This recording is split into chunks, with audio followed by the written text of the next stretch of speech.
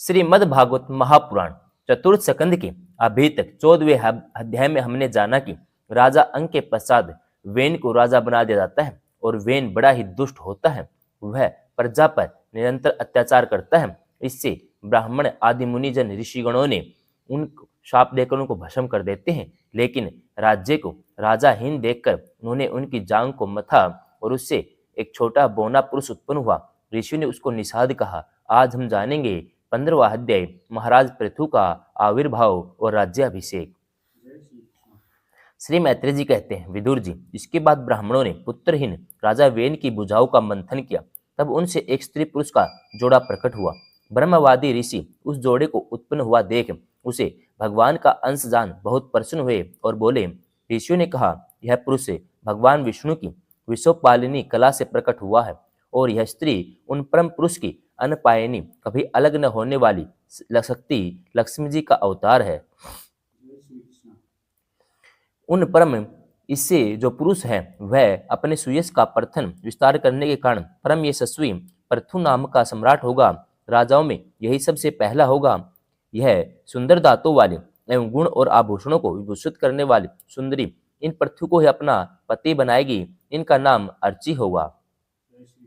पृथु के रूप में साक्षात श्री हरि के अंश ने ही संसार की रक्षा के लिए अवतार लिया और अर्ची के रूप में निरंतर भगवान की सेवा में रहने वाली उनकी नित्य सहचरी श्री लक्ष्मी जी ही प्रकट हुई है।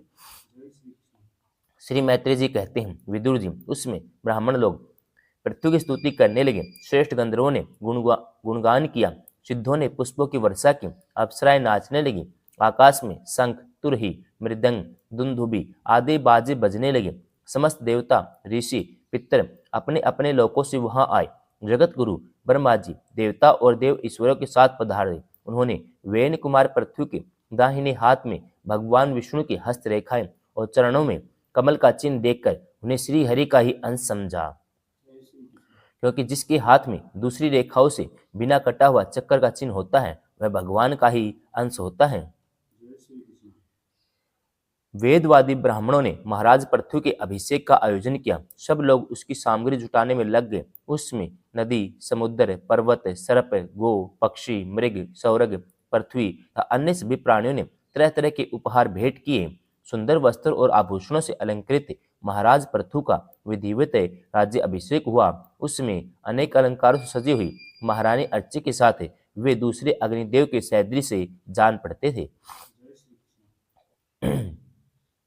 वीर विदुर जी, उन्हें कुबेर ने बड़ा ही सुंदर सोने का सिंहासन दिया। वरुण ने चंद्रमा के समान श्वेत प्रकाश में छत्र दिया, जिसे निरंतर जल की फुइया झरती रहती थी। वायु ने 2 चंवर, धर्म ने कीर्तिमय माला, इंद्र ने मनोहर मुकुट, यम ने दमन करने वाला दंड, ब्रह्मा ने वेदमय कवच, सरस्वती ने सुंदर हार, विष्णु भगवान ने सुदर्शन चक्र, विष्णु प्रिया लक्ष्मी जी ने अविचल संपत्ति, रुद्र ने 10 चंद्राकार चिन्हों से युक्त कोस वाली तलवार, अंबिका जी ने 100 चंद्राकार चिन्हों वाली ढाल, चंद्रमा ने अमृतमय असव, त्वष्टा विश्वकर्मा ने सुंदर रथ, अग्नि ने बकरे और गौ के सिंगों से बना हुआ सुदृढ़ धनुष, सूर्य ने तेजोमय बाण, पृथ्वी ने चरण स्पर्श मात्र से अभीष्ट स्थान पर पहुंचा देने वाली योगमयी पादुकाएं, आकाश ने अभिमानी धो देवता के नित्य नूतन पुष्पों की माला, आकाश विहारी सिंध गंधर्व आदि ने नाचने, गाने, बजाने और अंतर्धान हो जाने की शक्तियां, ऋषियों ने अमोघ शक्ति, आशीर्वाद, समुद्र ने अपने से उत्पन्न हुआ शंख, सातों समुद्र, पर्वत, नदियों ने उनके रथ के लिए बेरोक टोक मार्ग उपहार में दिए।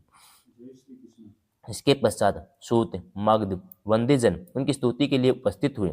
तब उनकी स्तुति करने वालों का अभिप्राय समझकर वेन पुत्र परम प्रतापी महाराज पृथु ने हंसते हुए मेघ के समान गंभीर वाणी में कहा। पृथु ने कहा, सौम्य सूत, मगध, वंदीजन, अभी तो लोक में मेरा कोई भी गुण प्रकट नहीं हुआ, फिर तुम किन गुणों को लेकर मेरी स्तुति करोगे? मेरे विषय में तुम्हारी वाणी व्यर्थ नहीं होनी चाहिए, इसलिए मुझसे भिन्न किसी और की स्तुति करो। मृदुभाषियों, कालांतर में जब मेरे अप्रकट गुण प्रकट हो जाएं, तब भरपेट अपनी मधुर वाणी से मेरी स्तुति कर लेना। देखो, शिष्ट पुरुष पवित्र कीर्ति श्री हरि के गुण अनुवाद के रहते हुए तुच्छ मनुष्य की स्तुति नहीं किया करते। महान गुणों को धारण करने में समर्थ होने पर भी ऐसा कौन बुद्धिमान पुरुष है जो उनके न रहने पर भी केवल संभावना मात्र से स्तुति करने वालों के द्वारा अपनी स्तुति कराएगा। यदि यह विद्या अभ्यास करता तो इसके अमुक अमुक गुण हो जाते। इस प्रकार की स्तुति से तो मनुष्य की वंचना की जाती है। वह मंदमती यह नहीं समझता कि इस प्रकार तो लोग उसका उपहास ही कर रहे हैं। जिस प्रकार लज्जाशील उदार पुरुष अपने किसी निंदित पराक्रम की चर्चा होनी बुरी समझते हैं, उसी प्रकार लोक विख्यात समर्थ पुरुष अपने स्तुति को भी निंदित मानते हैं। सूतगण, अभी हमें अपने श्रेष्ठ कर्मों के द्वारा लोक में अप्रसिद्ध ही है। हमने अब तक कोई भी ऐसा काम नहीं किया है जिसकी प्रशंसा की जा सके। तब तुम लोगों से बच्चों के समान अपनी कीर्ति का किस प्रकार गान करावें। 15वां अध्याय समाप्तम।